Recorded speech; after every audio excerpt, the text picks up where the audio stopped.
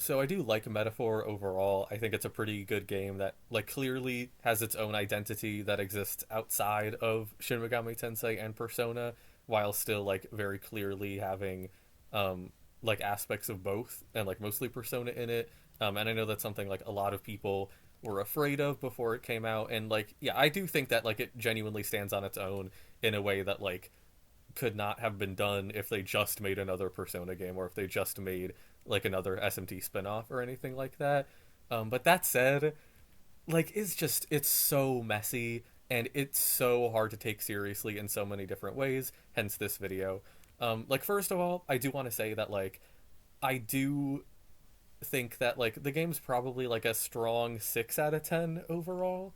Um, and I know that like Hashino is not like solely to blame for like any of the problems or whatever, but like a lot of the problems that I have with the game are things that like Hashino specifically is like known for, like things that are also in like Personas 3, 4 and 5. I mean, like I know development teams exist, like he like Hashino is not to blame for like everything, and like some things could be like not his fault at all. I don't know. I just know he's the director, so like I'm gonna be mean to him specifically for a lot of this video. Um, First of all, like to get minor shit out of the way, I just feel like these games are really bad. Like Metaphor, especially, I feel like is way worse in this department than any of the others. I feel like Hashino is like really bad at making like teams, like the parties, bond with one another. Like he's really good at um like making characters bond like one on one, like with the social links and with the follower episodes and like Metaphor. Like I liked every single like follower side story in this game, except for like Moray, who had nothing to him, Heismei, who like I'm just not like into at all. I usually really like fatherly characters, and but like I just really don't like duty bound and like super honorable characters like him. And if I'm being honest, like I found it really difficult to like have any kind of compassion for any of the fucking villagers that were like a really big part of his follower arc. um and then like Katharina, I think, like the pink Priapus woman, who I'm gonna go into later. um but like there's like no group like bonding scenes in this game at all. It's not like in Persona 4 where like you could tell that they were like a friend group, even though like not everybody got along too well one on one, because that's just like how friend groups work. Like, so it was fine. It's not like the Phantom Thieves where like the bonding episodes like basically always had like main story like implications or involvement, so like it was fine. It's not like Persona 3 where like the team bonding wasn't even the point like at all by that point, so like that was also fine. Like in this game, they really are just people who like exist and have a common goal, but they don't seem like they barely actually interact with each other. Like Strohl and Hulkenberg clearly have a relationship of some kind, and that's like it. Like genuinely, that's it. And like everybody else is just like friends with the main character, and that's it. Um, and it's so weird too, because like Strohl and Hulkenberg are like the only two party members for like so much of the game. It feels like, and then all of a sudden like Heismei joins, then Junah joins, then like Elphaba joins, and then like so on and so. And it's just like the pacing there was really really weird to me. Um, and that's another thing, like the story as a whole, especially in like the last half, is like so badly organized. Like this video obviously has spoilers if you can't tell. Like there is no reason why like after the like a failed assassination against Luis, like you think that you kill him, and then you like he actually like wakes up and he kills the Pope guy, and then you have to like retreat, and then like Rhea reveals herself to be evil, and then you fight like, and then like you chase Rhea and she's like, I'm not actually evil, by the way, I was just pretending. Lamau, like that was so unnecessary. And then you like 10 days later you kill Luis again, and then he's like, actually you're a human monster. And then so you run away, and then you get like this big Elda lore dump, and then Luis is finally like, okay, now 30 days later you can actually fight me. Like that is so unnecessary. Like I don't understand why there had to be like so much bad like back and forths and like completely unnecessary bullshit. And it's like it's not on the calendar system either. Like none of that shit needed to take as long as it did at all. And like this game, like out of all of like the calendar based Atlas games, like it really is not bad at all in terms of like justifying why you have to like wait. It doesn't feel like the characters just like decide to take a nap for no reason. Like it doesn't have any of that like nonsense in it. So I don't know why like they couldn't have just made it so that like, okay, you fail to assassinate Luis, and then in front of everybody he like transforms you like in the opera house into this like human monster somehow. um like I haven't actually beaten the game yet, but I'm like 15 days away from doing it, and I feel like making this video now. Like he transforms the main character into like a monster, and then he's like, not only did this guy just dishonorably try to like murder me, Luis, the most popular person in this competition, but he also is like this human monster. Like, would that not have condensed like things really in like a really interesting way? And then like they could have had the main characters retreat and then get like the Elda lore dump, and then like Rhea could have been like doing some like evil shit, so then they go to confront Rhea, and then she's like, I'm not actually evil, by the way, like, and I did that thing to the prince, and now like Luis wants to fight you in like 30 days. Like, would that not have been like a much better like condensation of like us going like back and forth and like nothing fucking happening? Because like, holy shit, like I have no idea why they decided like all of that nonsense back and forth was necessary, especially because like it just highlights the whole like, okay guys, we're gonna have the final boss fight for real this time, guys, thing that like Hashino is basically known for at this point. Like, it must be something that he's just doing on purpose at this point, because it is so annoying. Like, I love I can't take Louis seriously at all. That's like the next like bullet point that I have listed for myself here. But like, Luis, in terms of like his acting and everything, is like crazy. Like, he eats up every goddamn scene that he's in and everything. And like, I don't hate having to fight a character like multiple times in a story or anything, but like, is the really effortless boss fight at the opera house that is like completely unnecessary to even be there, and then like fighting him 10 days later, which is completely unnecessary, and then like fighting him at the actual end of the game like 30 days later. Like, there's no way that you can justify that to me in a way that will make sense, because it just doesn't. I'm sorry. Moving on. Luis himself, like, again, his performance is really good, but like, I didn't even click a new game, and I knew that this game would not be something that I could take seriously, and it was purely because of Luis's Lucifer face ass, like, I'm obviously evil bullshit in the intro, where he like murders the king, and then he's like, was it me though? I wonder, we're going to have to decide who's going to be the next king, and like, it's totally going to be me, because like, I'm this like military genius or whatever. And it's like, oh my god, it's so. And then like, he gives his like fucking speech in Grand Trad in front of everybody, and he's like, I'm going to liberate the lower classes, the people who like everybody's racist against, like equality for all, and if you don't support me, then I'm gonna murder everyone. Like, pick one, okay? You can't do both, okay? I know that like in some ways it is like interesting, or like maybe they were trying to like comment on like the world, like the real world, like political polarization and everything, and how like a lot of like masks are slipping and stuff like that. I don't know like if that's giving them too much credit or whatever, but like at the end of the day, like, would it like, I'm just sorry, like, you just cannot have an antagonist who's like trying to fool the masses into like bringing equality for all and like ending like class struggle and like all this other bullshit Luis is trying to convince everyone he wants, and also have like a military genius who like got popular based on like, you know, being like a general, be like, I'm going to murder everybody who like gets in my way. Like, pick one and go with the first one, because it's way more interesting to have a villain who is like extremely charismatic and like kind in front of like everybody, but is actually like a scheming lunatic who wants to like end the world or whatever. Like, that's a million times more interesting.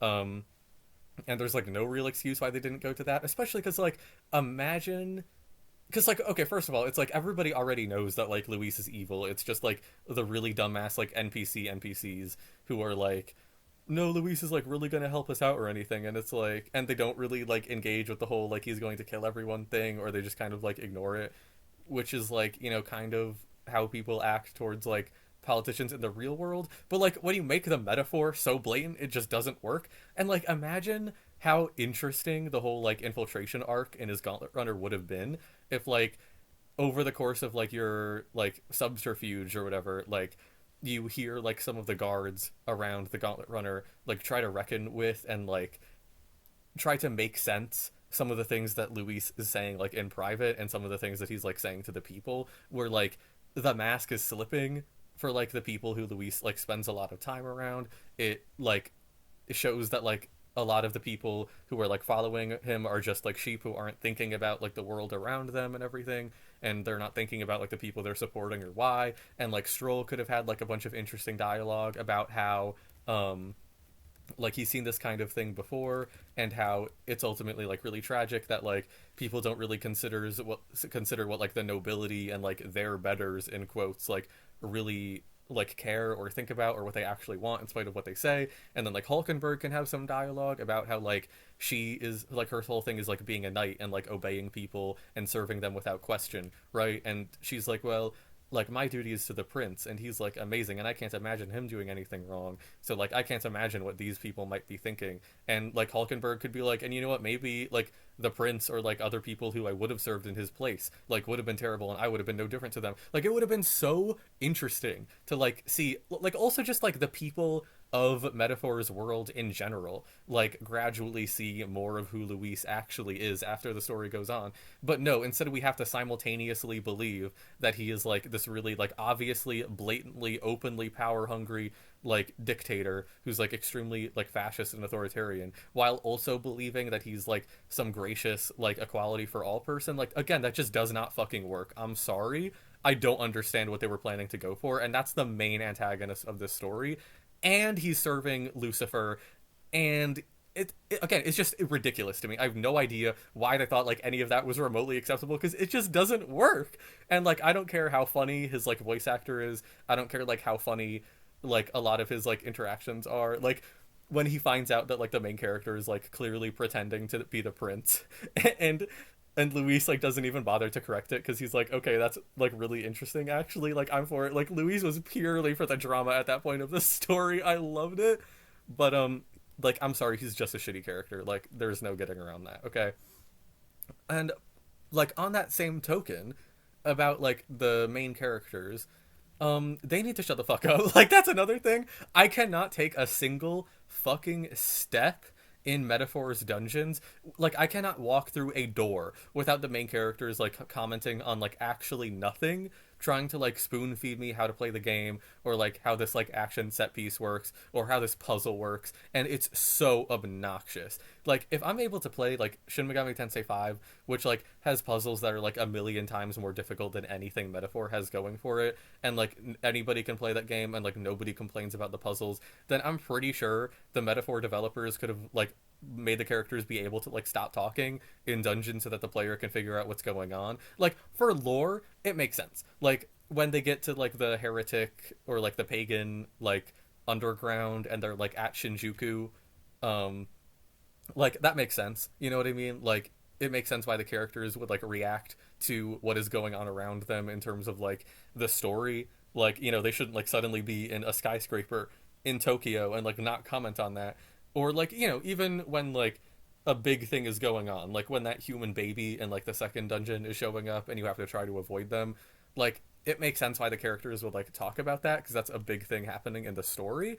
But when there's just like a puzzle period, I feel like the player should be able to like figure that out and not have like, I don't even want the main characters to be like, whoa, there's a puzzle here, it works based on using levers. Like I don't like, I'm fine. Like I can actually figure how that shit works on my own. I don't need to know that there's like a big ass like plaque with like a poem on it that'll help me like figure out the puzzle. Like I'm pretty sure I can like look at what's around me with my eyes, which I'm using to play this video game, and I can read like what's in front of me to like understand what I'm supposed to be doing and then figure it out from there. Like I don't need this like constant obnoxious hand holding. And on that same like vein, like we need to stop all the characters in these games like bending over backwards, like endlessly complimenting the protagonist and acting as though like he's the most competent, most charming person in the world, just by like listening to people trauma dump every 2 seconds and like every fucking follower interaction in this stupid ass game. Like there is no reason. Like I understand like Will, the main character, is like really competent, he's like a good fighter, he like awakened the archetype power,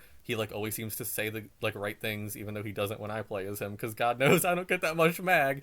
But like, oh my god, like the amount of times the characters are like, thank you so much, I really appreciate you being here. Like with some characters, like the ones who are more reserved, you know, like Yufa for example, like that kind of thing makes sense, I'm fine with it. But when it comes to like every single character, every follower event, like all the time just being like, you're really something special, you know that, like it's so not necessary. And also another thing I forgot to mention was like the really obnoxious ass like necromancer guy who's like constantly following Luis around, and then like the whole like leopard print or like cheetah print like purple guy who just like dies like basically right away.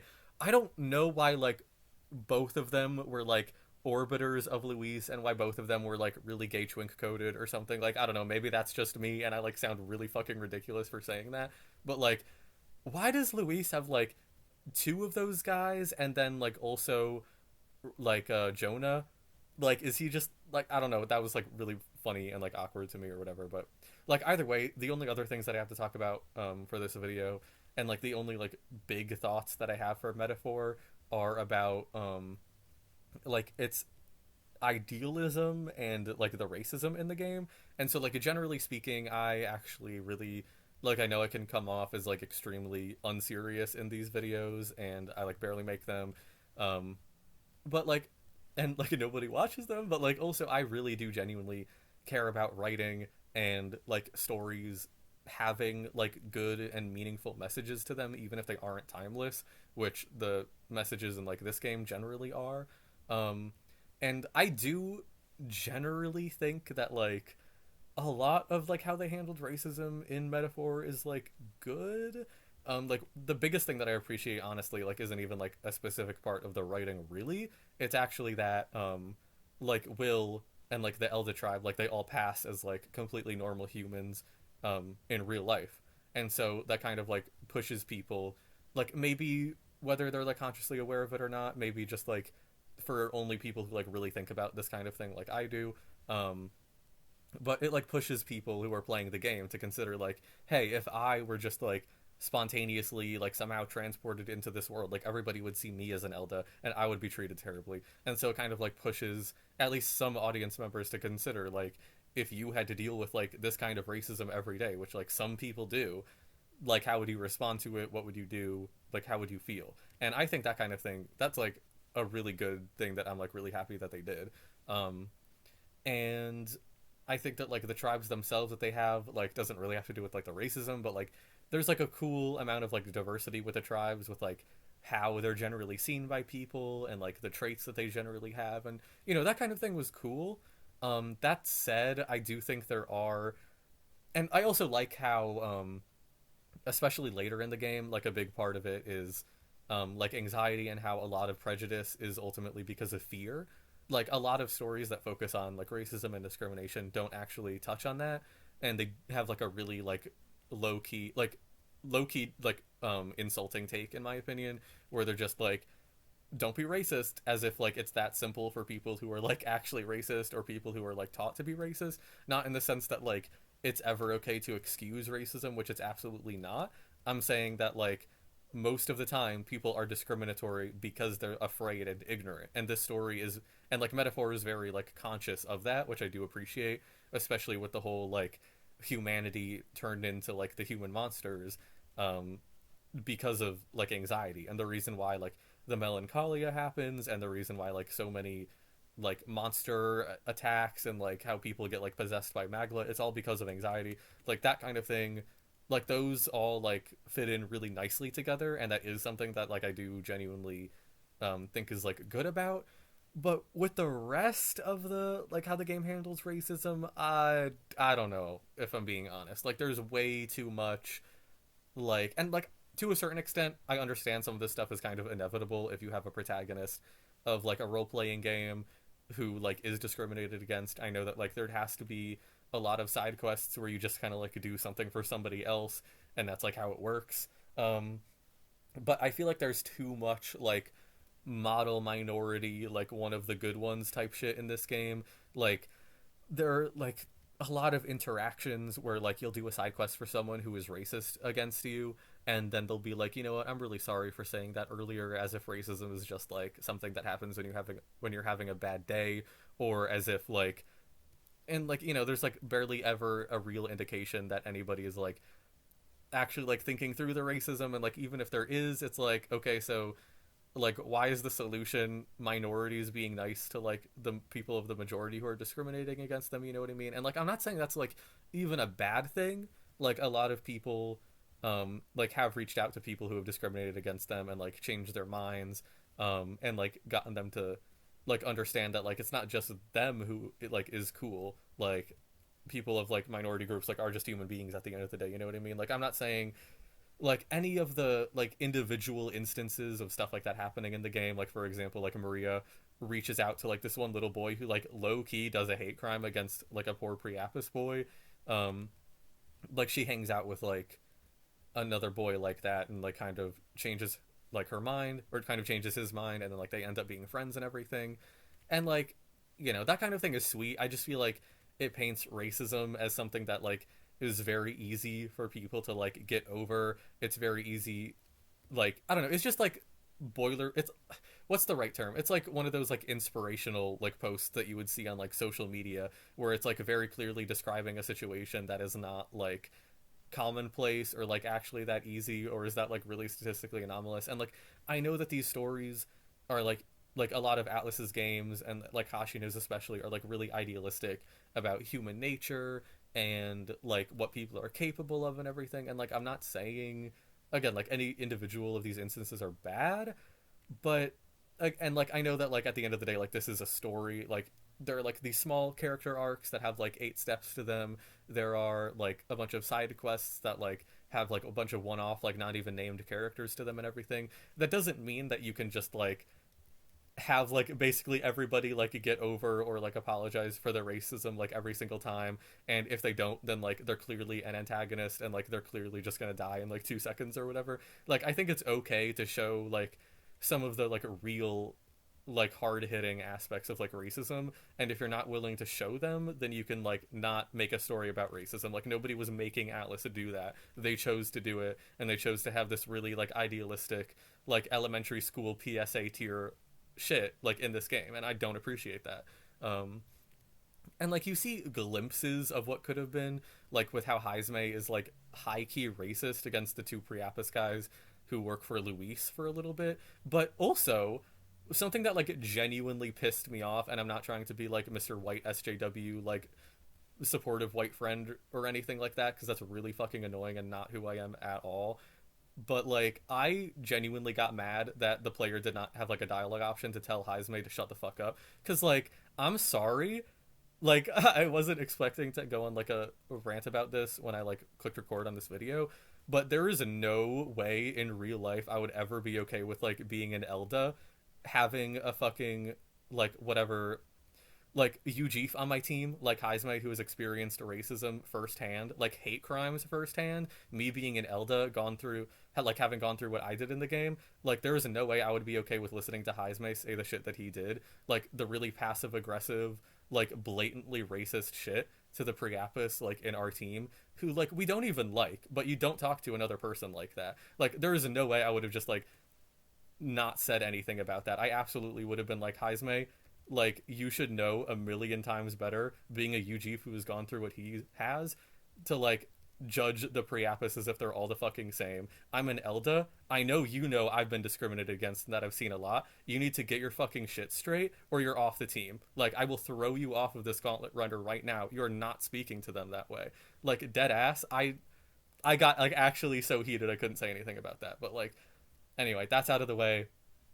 But yeah, like I just like about the whole like idealism thing with this game like as a whole, like when it comes to the whole like fantasy book, which is not titled by the way, like it doesn't matter, but I wish that like the protagonist's fantasy book like had a title. Maybe it does and they don't mention it, but like it's really weird that it's just called the fantasy book or whatever, or the fantasy novel, whatever.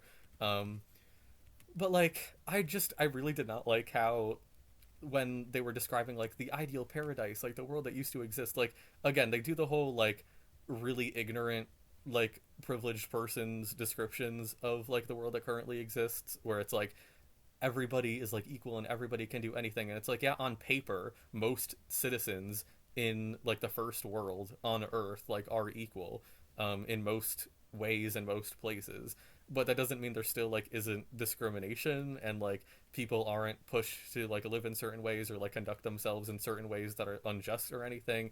And I know that like at the end of the game, like when you get the whole like Elda lore dump, you find out that like yeah, I mean the world wasn't actually that perfect, like the utopia fell and that's why we have the world that exists now. But they're not like yeah, but also like the fantasy world was like straight up like not completely true either.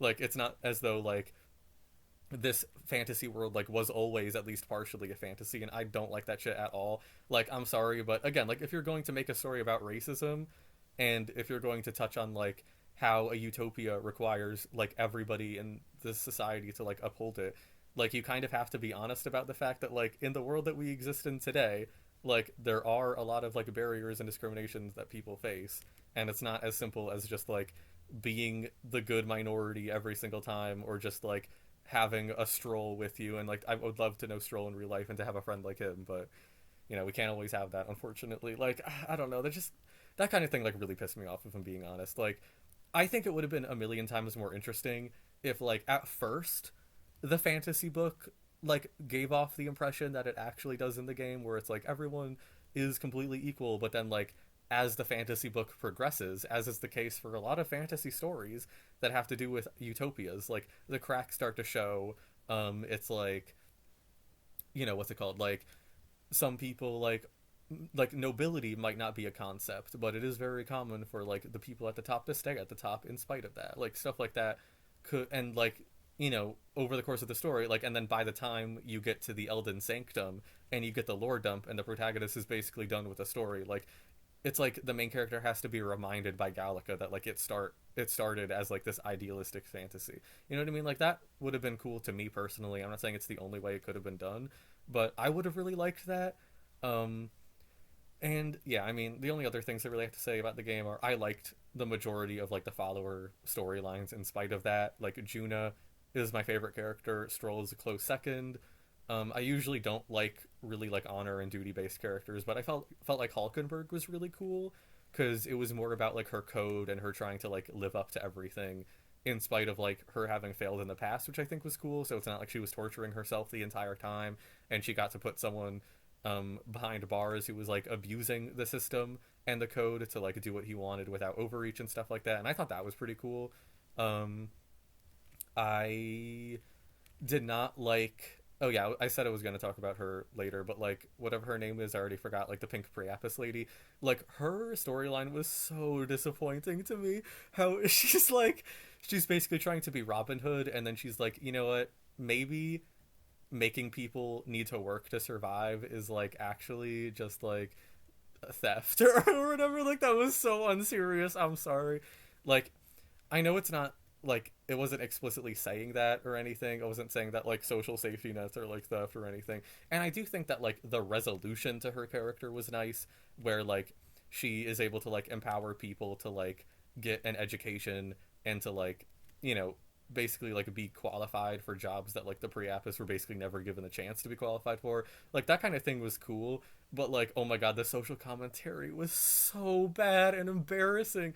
And it's not even because like I disagree with it politically or anything. It's just like no, like most people don't not want to work. Like if you just look at like how people use the stimulus checks, for example, like I know that wasn't like a study or whatever, but like most people want to work. Like a lot of people want to start businesses. It's not like if you gave people enough money to survive, like people would just like quit, or as though like that would even be theft or whatever. Like what the fuck are you talking about? And like I also felt like her like coming to the realization that like her doing Robin Hood shit was not like actually a long-term solution.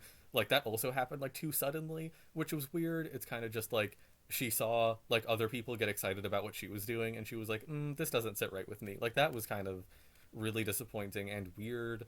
um but yeah, I really liked Junah and Stroll and Alonso. I thought that like he was probably the coolest non-player character in the whole game. um I felt like it honestly would have been way cooler if like he actually did die, but it's fine. Like whatever, thanks for debilitate, I guess. Um but yeah, like his story was still pretty cool. It was like a little too easy. Like I feel like he didn't suffer that much, but in spite of like, his whole like hometown burning and his mom getting killed, like I don't know, I just felt like it was like too easy after that point, I guess. But yeah, overall I'd say the game was like a 6 out of 10. Um but honestly, now that like I went over a lot of the negatives, I feel like it might just be like a 5 or something, because again, like it's enjoyable, but it's also like really hard. Again, it's super hard to take seriously. It doesn't take the themes that it chose to have seriously enough. It's not realistic enough about like the nature of our world. It's not realistic about like what the nature of the fictional world in the story like would actually be. um So yeah, I'm not really decided, but it's it's not bad. I'm never gonna play it after this first playthrough, but yeah, alright, bye. Actually, one more thing that I have to say before I finally upload this video. The whole, like, during Brigitta's follower episode where she's having a mental breakdown because the church killed her dog, Rip, by the way, like, the main character thinking how to support her, and then and then he takes out his fantasy novel and he's like, no, the world can be good, be like, have hope, and he just starts reading the fucking book. Like, that is so funny. Like, I was actually laughing so, because it's just like, why the fuck would you take out a fantasy book when someone's having a mental breakdown? And like that's, I swear to God, I'm not trying to like make this sound funnier than it actually is to me. Like, that's genuinely like one of my friends is is having like a mental breakdown, and I'm like, no, you have to think like in Persona 1 there was like a scene where Maki was going through the same thing, and then they had to go to her ideal world to save her. It's, oh my God.